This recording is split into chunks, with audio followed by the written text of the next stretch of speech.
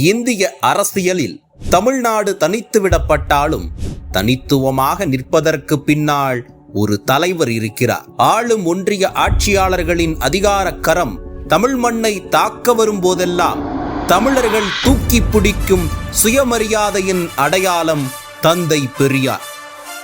மண் விடுதலை, பெண் விடுதலை, சாதி ஆதிக்கத்திலிருந்து சமூக விடுதலை என சமத்துவத்தின் குறியீடான தந்தை பெரியாரை கொள்கை தலைவராக ஏற்றுக்கொண்டதில் பெருமை கொள்கிறது தமிழக வெற்றிக் கழகம். தந்தை பெரியாரை தவிர்த்துவிட்டு தமிழ்நாட்டின் அரசியல் களம் கால் இன்ச் கூட நகராது என்கிற அளவுக்கு அவர் தொடாத துறைகள் இல்லை.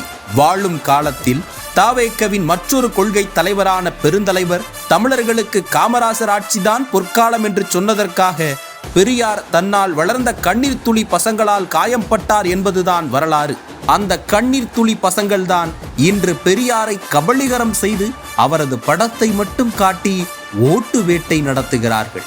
கேரளத்து வைக்கத்தப்பன் கோவில் தெருக்களில் ஒடுக்கப்பட்ட மக்கள் நடக்க வேண்டும் என்பதற்காக பெரியார் போராடி வெற்றி கண்ட வைக்கம் நூற்றாண்டை கொண்டாடும் வேளையில் தமிழ்நாட்டில் அவரை காட்டி ஆட்சி நடத்தும் கண்ணீர் துளிகளால் விழுப்புரம் மேல்பாதி கோவிலுக்குள் தலித்துகளை நுழைய வைக்க முடியவில்லை. பூட்டிய வீட்டின் சாஸ்திர கதவுகள் உடைக்கப்பட வேண்டும், பெண்கள் வெளியில் வந்து உயரம் பல எட்ட வேண்டும் என்பது அவரின் கனவு. இப்போதோ பள்ளி செல்லும் பெண் குழந்தைகளால் கூட பாதுகாப்பாக தெருவை கூட தாண்ட முடியவில்லை. நாட்டின் முதல் சட்ட திருத்தம் இடஒதுக்கீடுக்காக கொண்டு வர காரணமாக இருந்தவர் பெரியார். தற்போது ஆளுபவர்களுக்கோ 69% இடஒதுக்கீட்டின் பாதுகாப்பின் மீது துளியும் அக்கறை இல்லை என்பதற்கு சாதிவாரி சர்வே எடுக்க ஒப்புக்கொள்ளாததே சான்று. தமிழக வெற்றிக் கழக தலைவர் விஜய் அவர்கள் தந்தை பெரியாரை கொள்கை தலைவராக ஏற்றுக்கொண்டு கோடான கோடி தொண்டர்களுக்கு அடையாளம் காட்டிய போதே எதை ஏற்றுக்கொண்டோம் என தெளிவாக விளக்கிவிட்டார். அதன்படி பெரியாரின் கடவுள் மறுப்பில் உடன்பாடில்லை என்பது நம் கொள்கை. ஆனால் அவரை வழிகாட்டி என்று சொல்லிக்கொண்டு ஒரு பக்கம் நெற்றியில் விபூதியை அளிக்கவும் மறுபக்கம் ஆன்மீக ஆட்சி என்று பெருமைப்படவும் இரட்டை விடம் போடுகிறார்கள். அதே போன்று வழி வந்தவர்கள் ஆளக்கூடாது என்பதுதான் சமூக நீதி.